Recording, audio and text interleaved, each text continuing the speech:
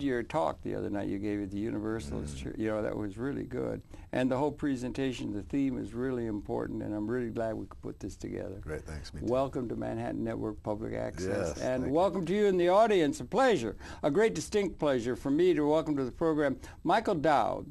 Michael Dowd is he's America's evolutionary Evangelist, right? And he's also the author of a book. Michael, could you hand it to me? Let's show it right at the outset now. It's a book that's just out now, and it's called, he's a reverend. We're going to be talking about that. But he's written a book called Thank God for Evolution. And if I'm not mistaken, he's trying to bring together some of the worlds of religion and also evolutionary science and so forth in a very interesting way.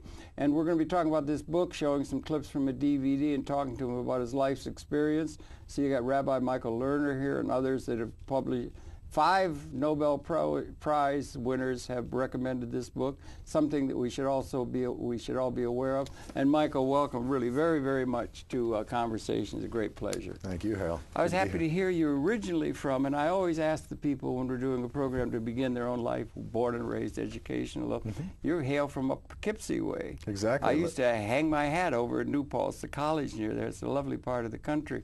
But could you share a little of your own background as a way of wading into this discussion about the book and science and religion and so forth? Sure, be happy to. Thanks. I grew up Roman Catholic and lived in Poughkeepsie for about 11 years, or the Poughkeepsie area. My parents divorced and we moved to Miami, and I basically sort of fell away from the church during my teenage years. Struggled a lot with drug and alcohol and sexuality issues in my teenage years, and when I was 20 I had a born-again experience in Berlin, Germany. I was in the Army. You were in the United States Army then? Enlisted or officer? Yeah, no, enlisted. Yeah, I was a military police officer. Road to Damascus kind of epiphany? Exactly. Yeah. Really? Want to share it? And, well, it was, I went and saw Billy Graham Association film, and it was one of these, you know, grab you by the heart films. And you hadn't been into Graham and all that? Or? No. But it was the first time that I had heard a conservative evangelical presentation of the gospel, and it just made sense to me, and I was struggling mightily with my sinful nature, and so I basically made a profession of Christ at that time, and then was involved in an Assemblies of God church well, I went to an Assemblies of God college, went to an Assemblies of God church, and got my Master of Divinity at a Baptist school, American Baptist. Baptist? At an American Baptist seminary, right? Eastern Baptist Theological Seminary. Where was that? In Philadelphia. In Philly, okay. Right, so I went, did my undergraduate at Evangel in Springfield, Missouri, and then went and did my graduate work, Master of Divinity program, and then I ended up pastoring 3 churches over the course of a decade. So I went from being rejecting of evolution and completely fearful of evolution. You were that early on in your... Oh, yeah. Were you thinking about these things as a teenager and so forth? Were you reading? Because I know you were very much adhering to Chardin. Yeah, no, not at the time. I basically, the people I prayed and worshiped with, the people I went to church with, the books I read, the people I hung out with, were all coming from an anti-evolutionary, biblical fundamentalist perspective. And so family also? No, my family's Roman Catholic. Well, Chardin was Catholic. Yeah. But I used to pass out tracts, you know, those little pamphlets, and I would argue with anybody who thought the world was more than 6,000 years old. No fool. Yes. You were that way. Oh, right? absolutely. You're talking about when you're 20 years old? In my teens. In my late teens, and especially early 20s, right. But you were even thinking of those things. A lot of people don't even think of those kind of things. It really, years. Exactly. You're thinking of drugs, sex, and rock and roll. Exactly. Yeah, my late teens was that's exactly what it was. Yeah. But got something to do with testosterone. Yes, testosterone. Exactly. Yeah. When I was 20, 21, 22, 23, I'd say that I was anti-evolution. But I think when I was 22 or 23 at Evangel College, they held up a textbook that we were going to use, and I knew that textbook had taught evolution, and I couldn't believe. Here I was at an evangelical college, a Bible-believing college, and they were teaching evolution. I literally picked up my books, walked out of class, and slammed the door. No kidding. I went to the registrar's office and withdrew from the course. No fooling. In fact, I told my roommate, Satan obviously has a foothold in this school. Oh, you were into that? You were really committed. Yeah, right. And so what happened was 2 things. One is I met the biblical studies and philosophy professors at Evangel. Were all very godly men and women, and I had prayed and worshipped with them and stuff. And then I discovered, only after the fact, that they had embraced evolution, that they accepted an evolutionary worldview. And you're saying, hey. So I didn't know how to do that, right. you know, but I couldn't write them off as being demonically possessed. It just, you know. But then I met a Buddhist Christian. I met this guy who had been a monk for 7 years. He had graduated from Harvard with a degree in Buddhist and Indian philosophy, went to India and he was teaching Buddhism there, but he had an internal bleeding, and a Catholic priest convinced him to pray for healing, and he prayed and was healed. So he didn't stop being a Buddhist. He also expanded to include Catholicism. Came back to the States, became a Trappist monk like Thomas Merton. Yes, right. Merton's great. Seven-story. He was a monk for 7 years, and then he went to Yale Divinity School, got his Master of Divinity at Yale, and then when I met him, he was back in Missouri as a lay Catholic chaplain. That is, he wasn't a priest. He actually was getting married. He's been married for the last 25 years, but he was a Catholic chaplain. Right. And so his theology was so liberal. He was into all this evolutionary theology. So inclusive, right? So inclusive and so liberal at the time that my theology said he was going to hell. But my heart said he was the most Christ-like person I'd ever met. So my head said, get him saved, but my heart said, ask him to mentor you. And my world expanded as a result of that. Yeah, it did. Yeah. So then I went on after that to Eastern Baptist Theological Seminary in Philadelphia, graduated from there, and then pastored 3 churches, 3 United Church of Christ congregations. One in western Massachusetts, one in southeast Ohio, and then my last church was in Ann Arbor, Michigan. So Ann Arbor, yeah. Almost 10 years. That's my family background. They all went to Ann Arbor, yeah. And then, nice town. Yeah, it's great. Yeah. And then for 5 years or 6 years, I did environmental sustainability ministry. Basically, I helped community organizing. I helped neighbors come together and support each other in using less water, driving less, composting, recycling, all the different aspects of living more earth-friendly. That's coming into a new impetus now, isn't it? Really I is. mean, in big terms now. It really is. And also, for 1 year, I got a chance to work with the religious leadership of the United States on key environmental issues that were coming up for a vote in Congress. Would there be national churches? It was the National Environmental Trust, and I organized Jewish rabbis, Catholic priests, Protestant clergy, and Evangelical clergy, and Unitarian Universalist clergy on key environmental issues. You sort of expanded your consciousness a bit in terms of what you're including in your view of the universe. Yeah, absolutely. Yeah. So, and then I met my wife, Connie Barlow, who's a science writer. I met her 7.5 years ago, and we've been married for the last 7 years. Oh, wonderful. We've been living permanently. Last place we lived was in Rockland County, New York. Okay. And we've been traveling nonstop for the last 6.5 years, speaking living in people's homes, anywhere from a few days to a week or more. We sleep in our van. It's our bedroom on wheels. It's a very nice van. Yeah, it's a high-top Mercedes. It's a Dodge Sprinter. Yeah. But what we do is we're speaking 3 or 4 times a week in churches and colleges and universities and all different kinds of religious and non-religious settings, Christian and non-Christian, the whole gamut. And keeping track of things in a comprehensive way. I just mentioned you, Bucky Fuller has an exhibit here at the Whitney, and it says, begin with universe. Yes. And you have a consciousness that embraces universe, including science, and also you have some very interesting ideas about nighttime and daytime consciousness, and a very interesting take, and are trying to bring the two together and is part of your mission, it seems to me. Absolutely. Connie and I, we believe that evolution, understood in a sacred, meaningful way, which is not the way most people have been exposed to evolution. Right. But evolution understood in a sacred way, in a God-glorifying way, touches, moves, and inspires people to be of greater service to the world, to be a blessing to the world. So evolution, that is the science of evolution, what 97 or 98% of the scientists of the world agree with, can enrich and strengthen and deepen people's faith. Yeah. And what I would say even stronger than that is that there are, in fact, I talked about this in Sunday when I preached this past Sunday, there are 7 reasons why I think nothing matters more than what we think about evolution today. Really? Okay, yeah. That's at this day and age, I've identified 7 distinct reasons why nothing matters more. It's the most important thing on the planet. Is what I'm arguing. Talk to some of those 7 issues? What they Be are? happy to. Right on. Right now. Okay. Oh yeah, sure. Yeah. Well, the first is that it gives us a common creation story for the first time in human history. Okay. Every culture has had a story or set of stories that explain where did we come from, why are we here, where are we going, and why we're special as a people. How do we live? The big important questions in life. Are those questions unique to, let's say, we're part of a larger evolutionary pattern, and so it's unique in a certain way, interesting to the evolutionary process itself? The creatures do not contemplate these matters or have the ability to contemplate these matters in the unique way that we as a species do. Exactly. That is our great gift and our great burden. Okay, is that humans are destined to contemplate the big questions in life. Yeah. Who are we? Where did we come from? Why are we here? And where are we going? Yeah. You know, how are we to live? These questions are the big questions in life, and there's literally thousands of different cultures that have answered those questions. Yeah. But we finally, for the first time, we now have a story, a way of thinking about these questions Evolution. that is sacred, that's inspiring, that's meaningful, and that's factually based. Now, what it's about evidentially based? And that the science, if you think about it, I don't know where it goes back, but it goes back. It's got a sort of limited,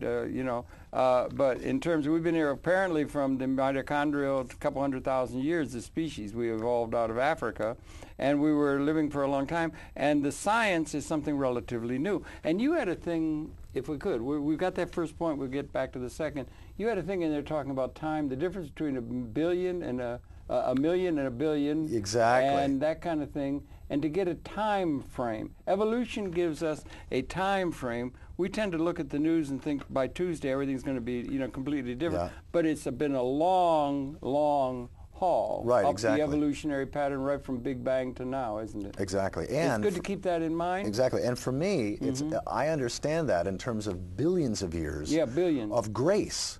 Of grace and creativity, that God's been active and creating for billions of years. And we no longer believe that. We know that. We can measure how God's been creating. So that's the exciting thing. That's why I say it's the marriage of science and religion for personal and planetary well-being. In fact, even the subtitle of my book is How the Marriage of Science and Religion Will Transform Your Life and Our World. Is there a difference between the science and religion and science and the sacred traditions? No, those would be different ways of saying the same thing. Oh, the same thing, right. Religion, the etymology is, well, what I mean is a whole. To be linked back, right? To reconnect us to our source, to the sacred. And you were interested as a young man. You're from Poughkeepsie, and as you know, Teilhard de Chardin is buried there. Yes, exactly. A great man who wrote Phenomenon of Man and so forth. And you've taken inspiration from his writing. You also said Thomas Merton.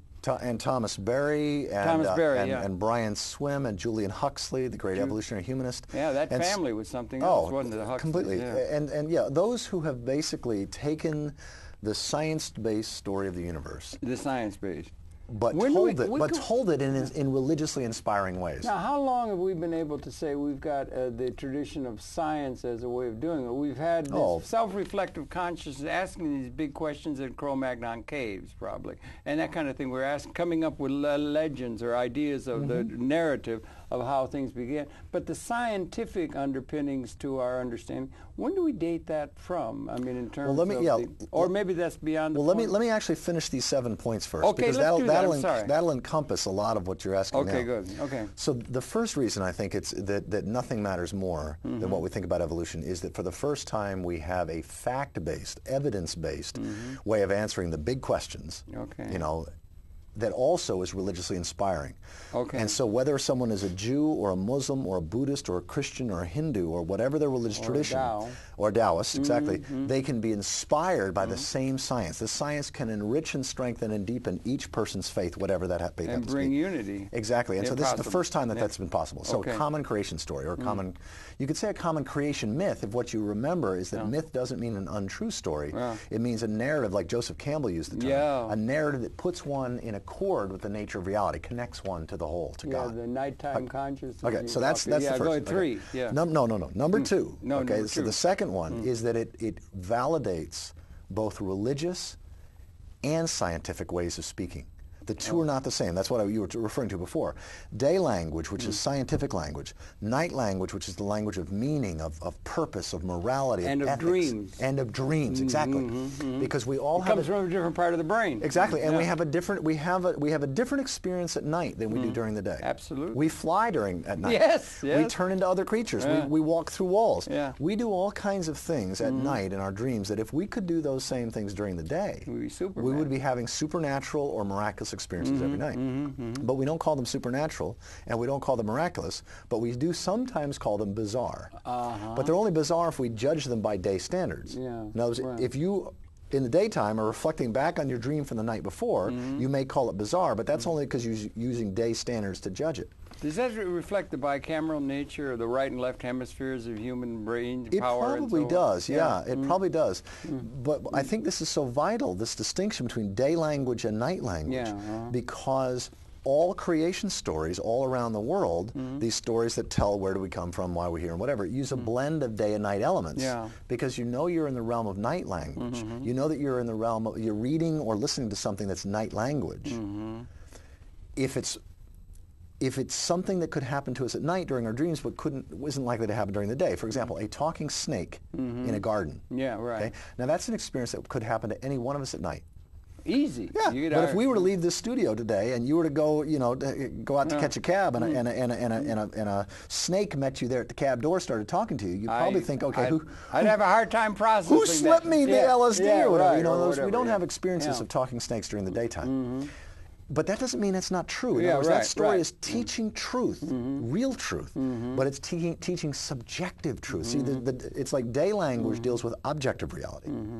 Night language deals with subjective reality and what feels true, what rings true, what seems right, what leads us to greater compassion, love, integrity, generosity, care, and that sort of thing. So this distinction that a sacred understanding of evolution validates both day and night language, both scientific and religious ways of talking. But they have been at odds. Exactly. And they are among a lot of people. And that's why this perspective is so vital. That's why I say this is the second reason I would say that nothing matters more than what we think about evolution, because it finally validates both ways of speaking. Now you get the, so that's the second. The third is that it helps us to alleviate much of the suffering in the world. A sacred understanding of deep time, of the history of the universe, because much of the suffering in the world, I would argue, is from being out of integrity. When we're out of integrity, we cause suffering to others, we cause suffering to ourselves. When nation states or when corporations or when businesses or when any groups are out of integrity, that is not aligned with the reality as reality really is. The real reality is something that's a combination of the two, night and day and everything. Exactly. It's something synergetic. It's between the both. And we both carry these things around in our consciousness all the time. Exactly. Keep that in mind. Exactly. But here's the interesting thing. Without a realistic understanding, a fact-based understanding of how we got here, we're not going to even know what integrity is. And how the heck could we have known a lot of things about the universe without the telescope or without the microscope and all these kind of things and the march of science? In the same way that it was not difficult to understand infection before we had microscopes. It was impossible.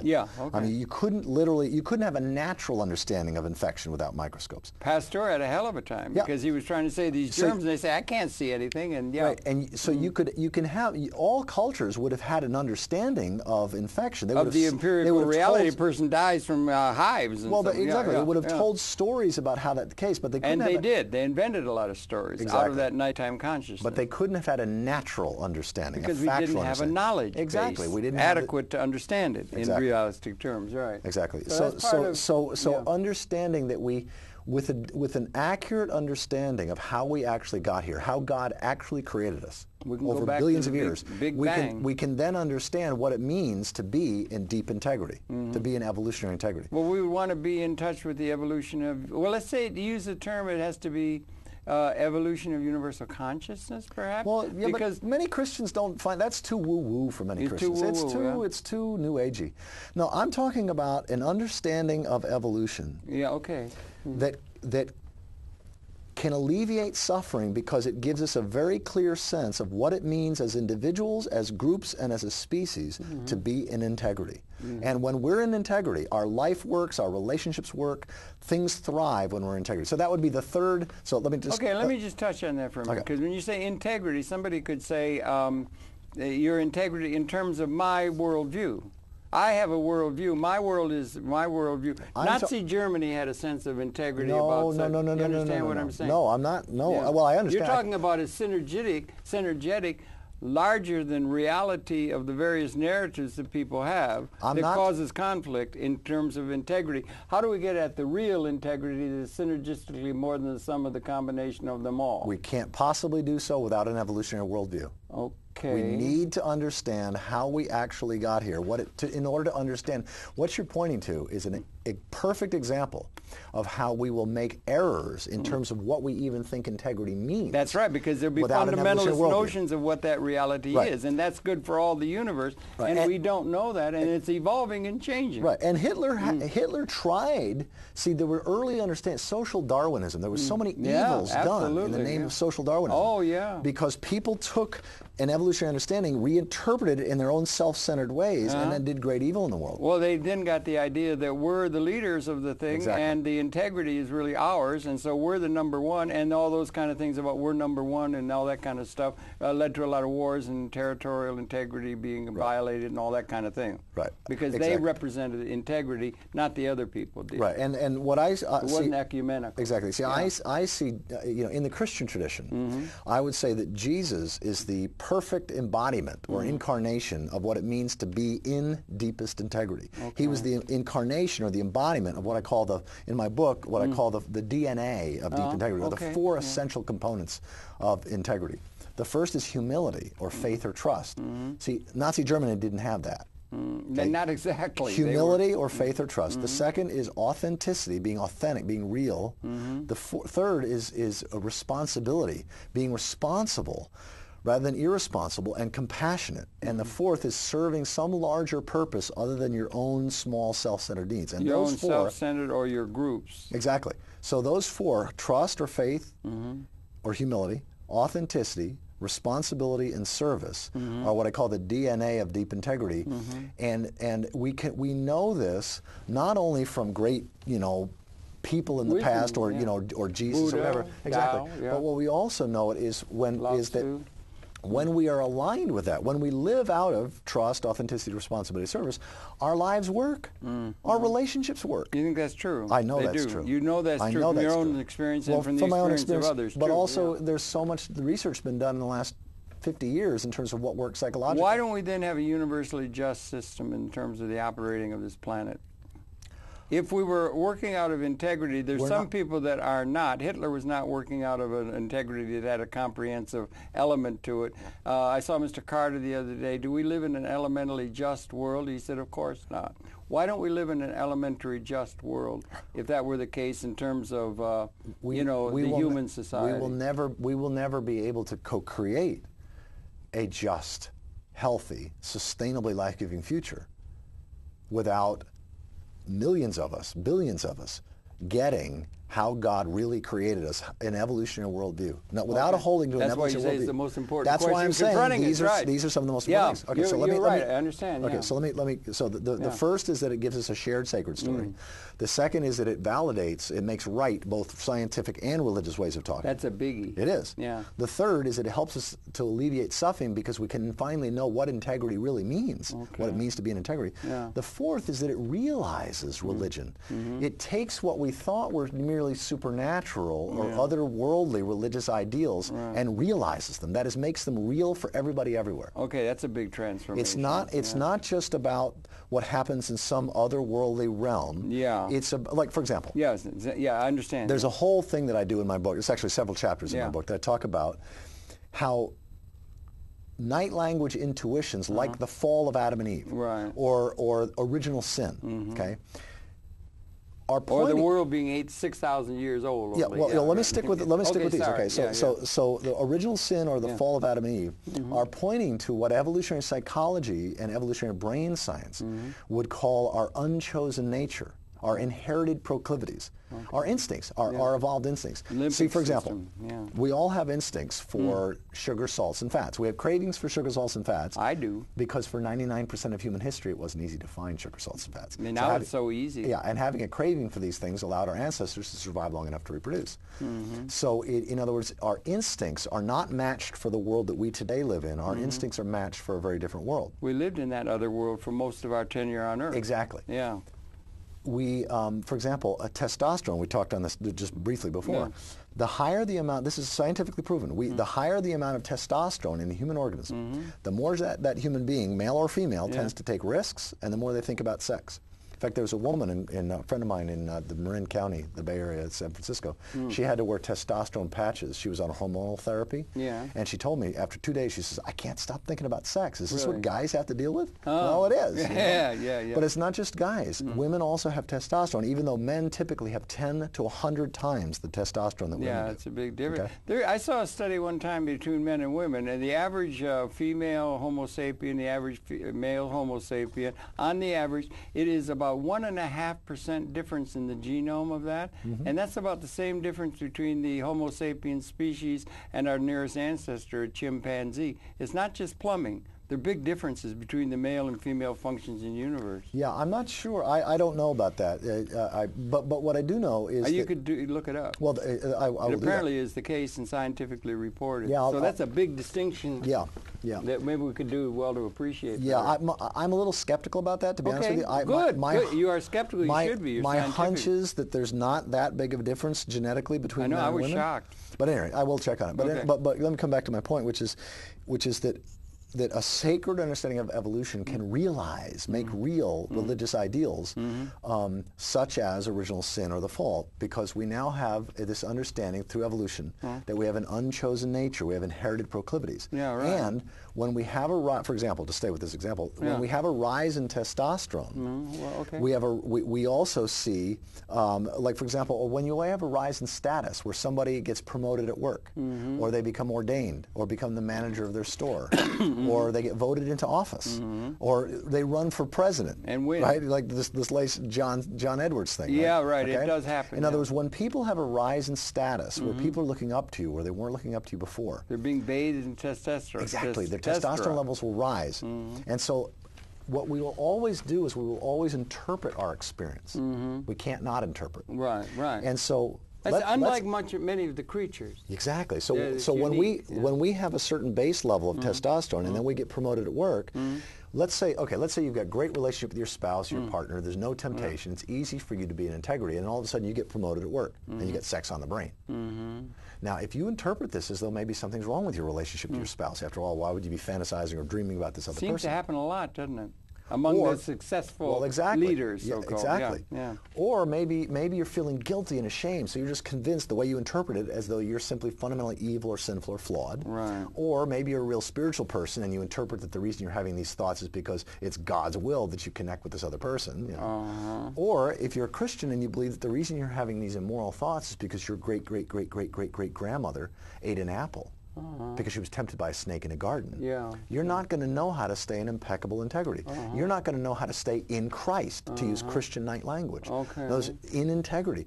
And you're probably going to hide this stuff because you're not going to tell anybody else about it.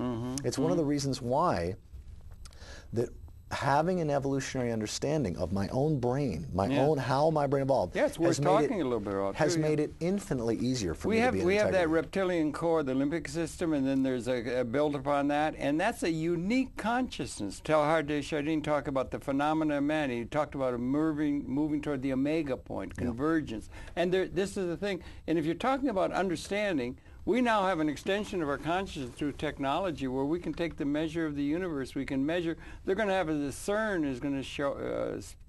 They're going to get it down within a nanosecond of the birth of the Big Bang, 13.7. I guess it's 13.73 billion years ago. Now a crocodile can't possibly understand or take the measure of things the way the Homo sapien, and yet we all emerge out of stardust. Right. We are all evolving out of the same pattern. Everything is interconnected, but we have a consciousness that is very unique as far as we know. Exactly. And that's something that they have a thing called singularity. We've had singularities. The birth of the universe was a singularity. The arise of life out of chemical precursors to that was a singularity. Exactly. Then we had our species occurred. 200,000 years is a singular. Do you think we're coming to a singularity in terms of a new relationship to the universe along that pathway that brings into focus the evolution of universal consciousness or understanding or taking the measure of it? And can we get a sense of what the purpose of evolution is, if there is one that can be postulated in terms of the evolution of the broader systems of which we're a part? if you can understand. Yeah, well, the answer to your question, I said it would be yes. Okay. I do believe that. That's a biggie. It is, but I would also say that we have a purpose. We have a unique role in the body of life. Okay, now, what is that purpose? Okay, well, whether we use day language, that is scientific, objectively true language, or night language, meaningful, inspiring language, it's going to sound different. So let me say it in two different ways, what our purpose is. Okay, yeah. First, from a day language, from a scientific perspective, I would say our purpose, if we can use language like that, is for humanity to become an immune system within the body of life. Okay. So there's one body of life, and our role is to protect and foster and defend and care for the health and the well-being of the body of life. Of the whole. Of the whole. Okay, that's an ecological context, right? Because it's ecological, but it's also evolutionary. Right. Because it's also a matter of learning how to cooperate at larger and wider scale. Evolution has been doing that for billions of years. It keeps learning how to cooperate and become more complex at larger and wider scale. Yeah. And we're part of that process. Yeah, and to get the sense of the billions. We're not talking about last Tuesday. Right. People think last Tuesday or something, or the news is so important, and it is. But do you understand what I'm saying? Absolutely. That sense of time, we have to get a sense of time. 13.7 billion years ago is a long, long time. Right. And it's overwhelming and scary for some people. Yeah. But let me stay with the sense of purpose just for a couple minutes. I would like to get to that, And so from a day language science-based perspective, one could say that our purpose is to learn, basically, to create a system, governance and economics, governmental systems and economic systems, where the natural self-interest of individuals, corporations, and nation-states is aligned with the well-being of the planet as a whole. Okay, that would be really good. That would be the way toward a just, as I make it around. Like President Carter says, of course we don't live in a just world. We haven't got it together yet. Exactly. Quite. And we won't until we learn from how God's been revealing things for billions of years, and then align our laws, our medicine, our politics, our economics, our education with the way life works, with the way God's really been doing things for billions of years. So then we can move into a just, healthy, sustainably life. Yeah, that would be really good, and it's a real challenge, too, because now a lot of that extension, that technological capability has been led by weapons, so that you could have one tribe have the advantage to steal the grain from the other and so forth. And now those weapon systems, apparently, this is another fact thing, apparently if they were to be unleashed in a spasm of hatred for the first time in 200,000 years of human evolution, would mean, apparently, from the studies, can't test it, get scientific proof, but it would now mean the end of our entire species. Well, of course. No, wait a minute. Think a minute, Michael. No. Couldn't do that in the Second World War. I don't want to go down there. You don't want to. It's not useful. You don't think it's useful to go down there? Absolutely not. Now, it depresses people. It overwhelms people. Okay. The Bible says, without a vision, the people perish. Right. Well, I'm trying to get to the vision. No. It's the tired old environmental line, which is we're going to hell in a handbasket if we don't get our stuff together real quick. It's a disempowering message. Okay, I understand. So let me stay with the vision just for a minute. Okay, stay with it. Yes, although I do think it's worth. There's no question. That's part of the reality. If we that's had a new existential reality. If we had a full-scale nuclear war, we could destroy ourselves and bring so much of other species within about down. a half an hour. No question. No, we couldn't do it in the Second World War within our lifetime. Something existentially new is going on in terms of that evolutionary pattern. It's worth taking note of, if only to find out what the averse, yin and yang, what the averse positive thing that is making changes possible that we haven't been able to make changes we need possible to us for the first time. So you get a sense of Teilhard de Chardin, the idea of measuring and coming to an omega point. We may be actually coming to that now within the time which you and I talk, is what I'm getting at. Absolutely. Because we've been going that same old way of hitting each other on the head throughout the whole period, living off these things. So something may be changing that we should be taking notice of if we want to get to that place you're getting at, uniting these understandings. Yeah, exactly. Okay. Yes. That's why I bring up the negative. So, and I apologize for that. No, it's all right. Because I didn't get where you were going with that. It was only a way to wake people up. They say down south, you got to hit the burro upside the head with a 2x4 to get his attention. You know, but this world is not yet cottoned on to that sufficiently. Right. But I don't think particularly the averse side, and what is the content of that averse side in a scientific sense that has been transformed as equally significant existential in the evolution of universal consciousness. What makes this different? If we've been gestating for 200,000 years, we're going to come into a new relationship to the cosmos. And what is it that makes this time different than, let's say, 2,000 years ago, or 1,000 years ago, or 100 years ago? What makes this particular time? Because we finally have a way of thinking about the history of the universe. Yeah.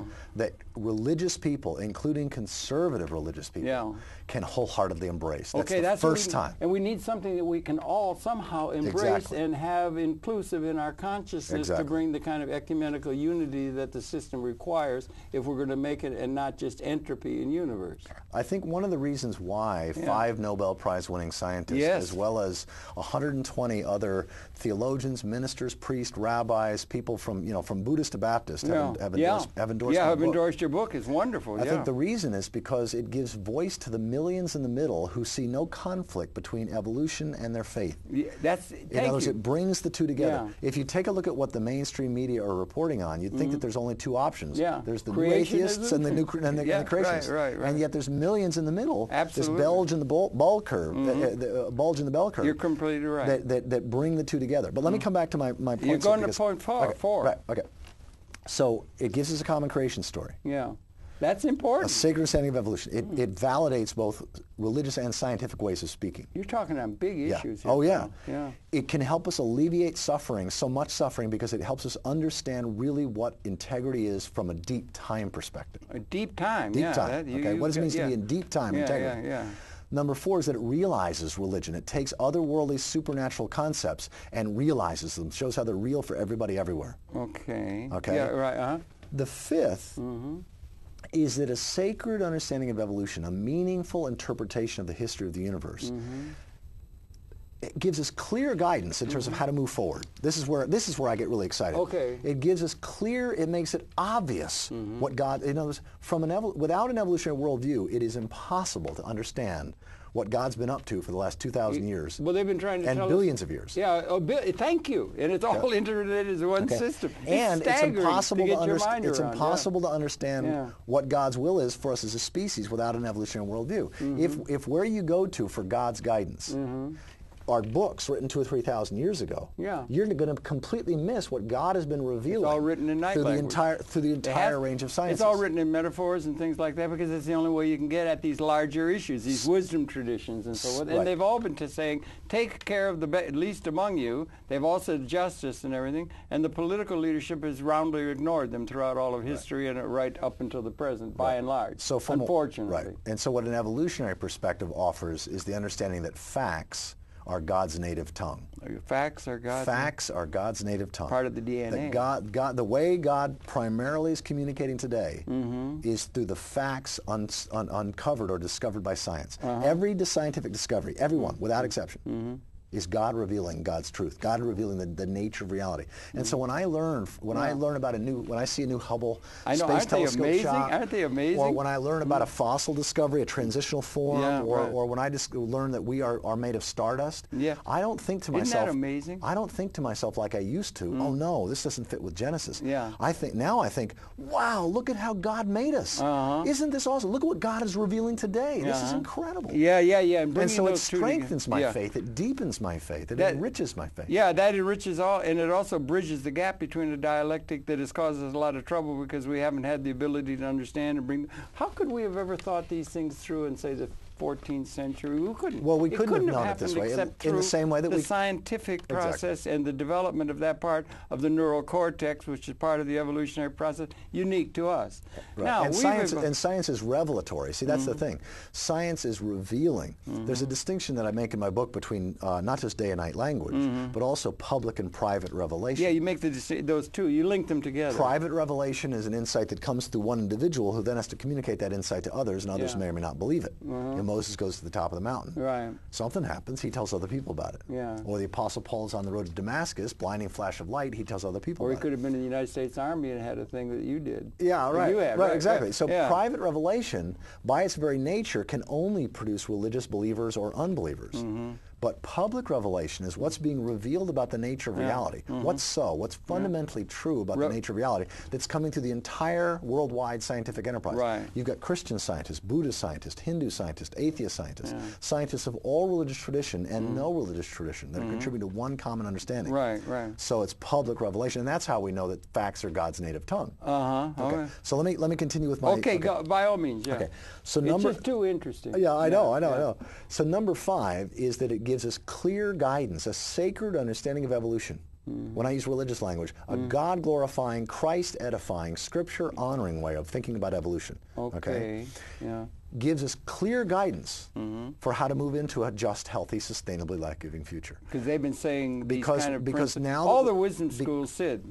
And once we know what integrity is, once we know that we need to align the self-interest of the parts with the well-being of the whole. Okay, thank you. That's huge. Okay, the self-interest of individuals, corporations, and nations with the well-being of the planet as a whole. Exactly. Right. Exactly. We're in a global village now. We've always been separated and that kind of thing. Yeah, go ahead. Yeah. Exactly. And so when we get that, we realize that we need to create laws, taxes, and moral incentives that align the natural self-interest of individuals and corporations and nations with the well-being of the planet, so that individuals, corporations, and nation states that do well to the larger common good benefit.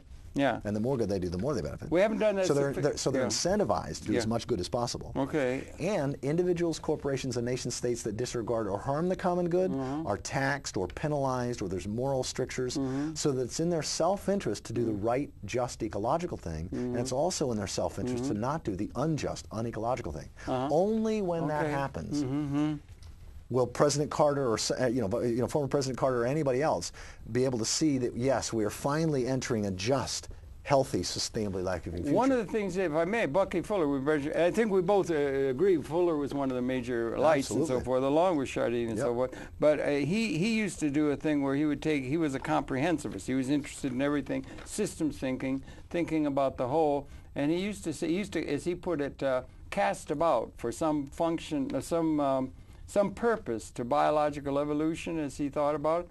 And he came to the conclusion, second law of thermodynamics is all systems, closed systems, move toward chaos to the limits of the system. They dissipate. And he came across and he said that the biological evolutionary process was an anti-entropic function in the universe moving across entropy. And then he came to call it syntropy, because it was a combination of synergetic, and that's behavior systems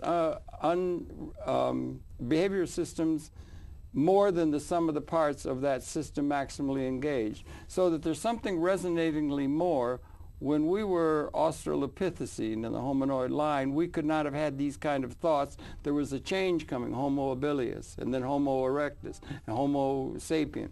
So there was that moving across entropy to bring increased conscious pattern of understanding to the process of which we are a part. And he said that was the purpose of biological evolutionary purpose. But that's nested within an understanding that seems to be apexed by mankind with his cognitive capability of all the brain systems that have evolved. Do you think we're coming to a point where we're going to, in a sense, evolutionarily, come into a new relationship to the broader cosmos in a speciation kind of way if we find the means by which we're going to maximize the whole of the human society and maximize the ability of everyone to participate, that will be related to the universe at a level transcendent to what we've been through 200,000 years of human experience, and coming to a moment of qualitative transformation then in the evolution of the broader evolution of universal consciousness of which we're a part, and we would have an opening upon what might be seen as the face of God or something in the nighttime evolutionary pattern. Are we at a time of a mega point, as Chardin might have, a qualitative time in these times right now that you and I sit and talk? I do think so. I do too. I really do too. Yeah. I think end time. I think we are already sitting at the right hand of God. We just don't know it yet. Yeah. We just don't realize it yet. We have the powers to create and to destroy. That's why I said we have this power to destroy that is unique. We also have an unlimited capability of providing for all of the people of the world and the ecology that we simply have not had throughout the evolutionary process of developing slowly our technological extension of consciousness to make the world in the pattern of a new pattern. So we've been gestating, and synergy, you can't know what that system is. If you're in the womb, you can't know what the system is if you realize the successful birth to a new level. That's one of the reasons. And so all these projections about the way the universe is set up with absolute certainty and that kind of thing, from that's all conjecture. But what it will be, and it may be that in the pattern of that larger evolution, that this system here on the third planet of this solar system in a multiverse of universe, this system that we have, we may be meant to entropy. I mean, you can't rule that out in the name well, of it's going to make people feel bad, because look at what's going on and the lack of vision among the leaders of a comprehensive thing, and the world is still unjust. Yeah, I mean, where are the patterns where we can be sanguine that our leadership the main thing that is on the right course and have the vision that's required to make this incredible transformation, where if we mess up, it's the end. When I look to the future, the main program, for example, on I know you like to think positive. Well, we have 4 DVDs. Yes, let me show them all.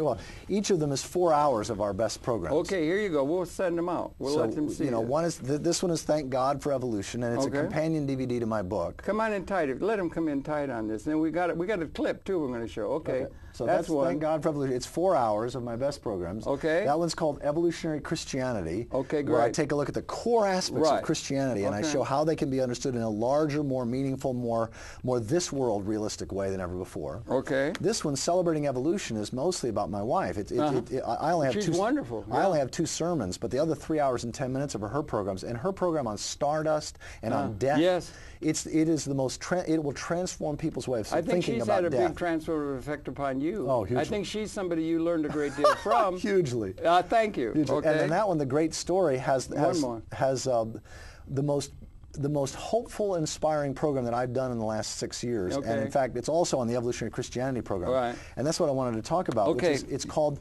Beyond Sustainability. Okay. An Inspiring Vision of the Next 250 Years. Oh, you want, yeah. And okay. it's also chapter 17 in my book. Right, yeah. This is all called, stuff to be repaired to. We want to make sure people know how to get in touch with you. You got a great site. Let's say it now. ThankGodForEvolution.com. It's easy to remember, folks. ThankGodForEvolution.com. Right, exactly. Okay, not .net. No, ThankGodForEvolution.com. Okay. And we have video clips and audio clips. We have a free, if somebody can download for free, if they just want to check this out, they can download for free Chapter 1, the prologue, my promises. I make promises, whether someone is a Christian or an atheist or whatever, I make promises. Right. And also the table of contents, so that they can download all that for free, read it, pray about it, and see if they feel called to get a copy of the book. Maybe we have a little clip we could try to include just to give them a taste of it now. Mostly what we want to let people do is know about you, and more people should know about you in order to bring you more into the attention, because what you're doing is very, very important. That's what we want to do here. Sure, yeah. Okay?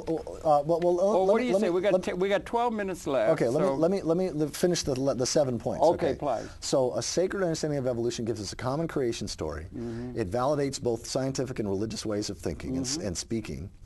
It helps to alleviate suffering because we know what integrity is, so we can live in it more effectively. Okay. It realizes religion. It helps to make real for everybody everywhere. Oh, they're I think. Oh, okay. Wait a minute. Are you running something or? Go ahead, finish. It realizes religion. It gives us clear guidance for moving into the future. And the last two is that it unmasks the powers of manipulation. It unmasks. We are manipulated because, all the time. Because advertising and media can appeal to our instincts to pay attention to sex, safety, sustenance, and security and status. And don't they know how to it's like we have nose rings, so we're being led around. It's true. And so an evolutionary understanding unmasks those powers of manipulation. And the last one I touched on before, which is it helps us know how to have lives that really, really work and relationships that thrive. No matter how difficult the circumstances or whatever life hands us, we can be in integrity and we can have lives that really work. So really important, big questions. Exactly. It impacts all levels of society, from president to CEO to butcher, baker, candlestick maker. In fact, what I tell people is that even if they don't accept an evolutionary worldview, even if you're a young Earth creationist, just chapters 11 and 12 of my book are just practical exercises. All they are is practical exercises, and they will transform your life and relationships. I promise. I guarantee it. Well, that's a good thing. Now, what do you think we should try and show this clip? Sure. We've got 2 or 3 minutes. Let's see, George, if you can set it up. We got a little piece of a clip, the DVD in the show. I think it's the beginning of my Evolutionary Christianity DVD. Okay, that happens to be one immediately available. So let's run it a couple, 3 minutes or so. We're talking with Michael Dowd. That's great. And let's see if we can run that tape now, then, please. We don't. Oh, there we go. You see it? Yeah.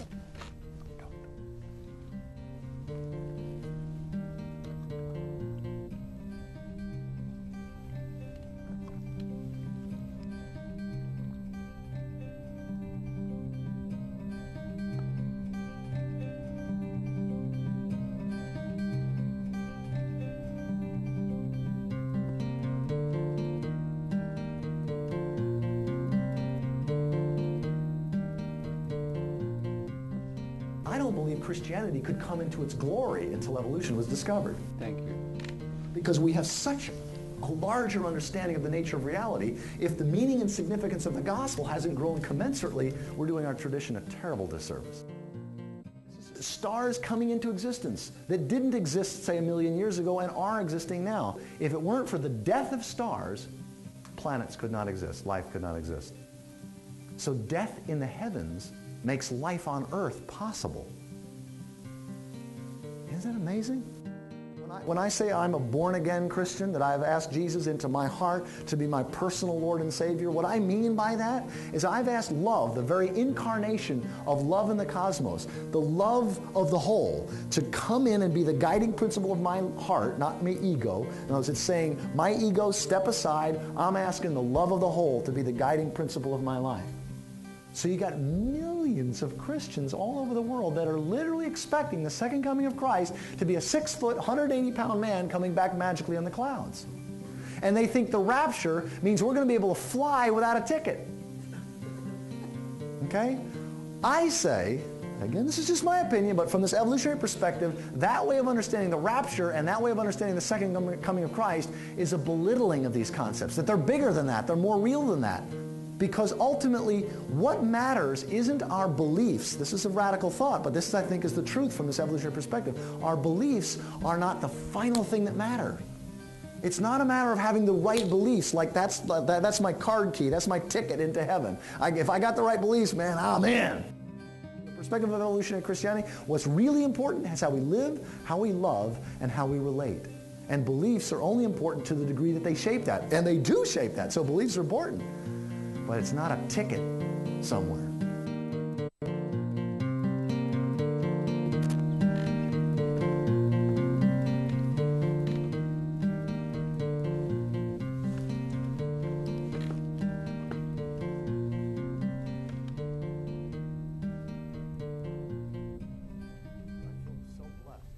Okay, that's good. You see, and the DVDs all have that kind of content to them. Right, Congratulations. But yeah. all really four good. of our DVDs, we give people the rights to make copies. Good. And That's so good. at the end of each of the DVDs, we say, go ahead and make copies. You know, if you don't have a DVD burner that has the ability to make copies, just talk to a teenager. They all can do it. They all can do it. Isn't Or that encouraging? what I know of a minister, I know of a minister in the Midwest who took 2 of our DVDs to Kinko's and had 35 copies made. We don't care. People can make as many copies get as they the word want. out. Exactly. Yeah, absolutely. That's really it's a good. great way of sharing this sacred evolutionary understanding with your friends, neighbors, relatives, and whatever. Yeah, and that's something that's really called And for. so people can get those from my website, thankgodforevolution.com. Really, we're talking on the 14th, I think this Friday or Saturday, the 2 presidential candidates coming up to a very important thing are going to be interviewed by a man of the cloth. The major evangelical preacher in the country is going to be talking to Obama and Mr. McCain, and it's interesting that Who's the person that's I can't interviewing? remember his name. It's on the cover of Time, and he's the most important preacher in the country or something. And he's going to be interviewing our 2 most important candidates, and it's very timely. It's on the cover of Time right now? Yeah. I'll have to get a Current. copy, Today is Thursday, and it's going to be this Saturday. I think that they're going to have it on, I'm not sure which one of those channels, and it's interesting. It's a man of the cloth. Interesting. Is going to be the moderator of that, and he's a major person in that. And it's interesting that that kind of perspective is coming in because it brings in the larger issues. Like you're bringing in, introducing the larger issues and trying to make, C.P. Snow used to talk about the division between the arts and the sciences, but yours is even a larger one. If you're talking about the wisdom schools and the science, that's a large issue that we have to make an ecumenical kind of peace between the two, and there are positive signs that can happen now. Yeah, I mean, you brought up the politicians. One of the things I want to mention is that without a sacred understanding of evolution, without a meaningful understanding of the history of the universe, we're going to, Christians and non-Christians, it doesn't matter what your religious tradition, we're going to make short-sighted and probably self-destructive decisions around what we vote for and because we're not taking into account the larger picture. That's why having an evolutionary understanding is so important. The demonstration at the Whitney that I recommend you see before you leave these parts the name of it, that's Mr. Fuller. He's one who's where it's begin with universe. Begin with So universe. you begin with the big. Exactly. And then you come back. And that's sort of what the wisdom schools have always done. They've tried to reach out for a larger, but now that's all, we're all being tested. This is final test time. Well, Maria Seems to me. and Maria Montessori was saying that in 1948. Yeah. Maria Montessori, the founder of the Montessori school system, said that if you start with children, if you start giving them the big picture, the whole universe, then they know who they are, where they are, and how all the different scientific disciplines fit into a coherent whole. Well, that's nice, and science has, and music is universal and so forth, but a lot of our political and economic systems fit into the nation-state notion of we are number one, and that we are the empire, and it's been like that, and you've had a few people who run everything, and the power relationship, and also the general proposition there's not nearly enough. So in order for some to live well in a gated community or a Roman court, others had to be disadvantaged tremendously, zero sum.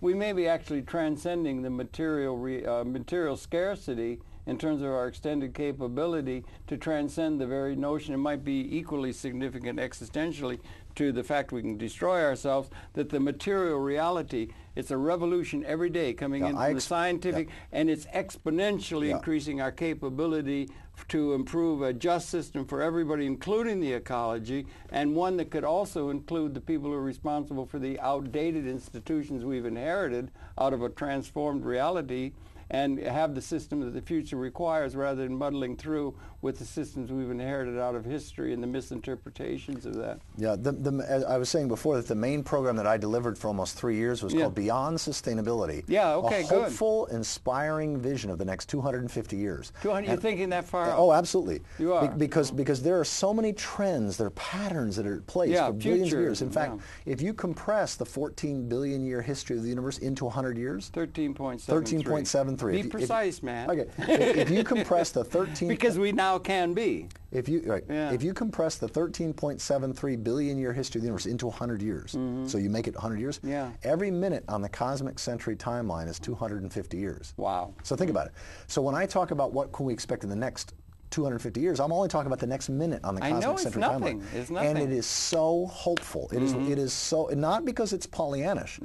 It takes a look, we take a look at the square look at the bad news. In fact, that's what chapter 17 of my book is about. Well, I wish you'd take a closer look at that destructive capability that's sitting on the top of warheads with their hair trigger alert. And look what's going on in Russia right now. That's going to catalyze positive things. And that's things. The pattern we followed throughout our But that's going to catalyze positive things. Well, perhaps so. Let's hope so. It might be that 2x4 to hit the leader upside the head, because as of now we do not have an economic theory that's adequate to bring justice. Mr. Carter's quite right. Because we haven't had an evolutionary economics. We haven't had evolutionary medicine. We don't have a view of the material world relevant to the material capability that's evolving. We have a capability that our inherited systems won't let us realize. We need a qualitative transformation, and that's not yet to appear on the political front.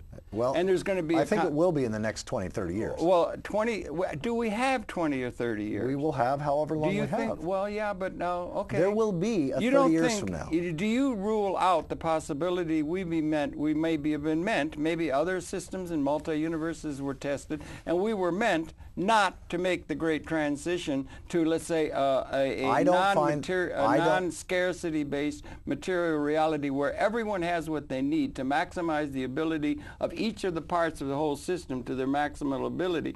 What does a woman who figures out what baby she's going to let starve to death because there's not enough food in Africa? What kind of a world is that? 100 trillion cells in a human organism, and they all matter? 100 trillion. And we do not have a system that is adequate to what the future requires, and our political and so-called intellectual leadership is not bringing one to us. You may be part of a pattern, if I suggest, that is bringing essentially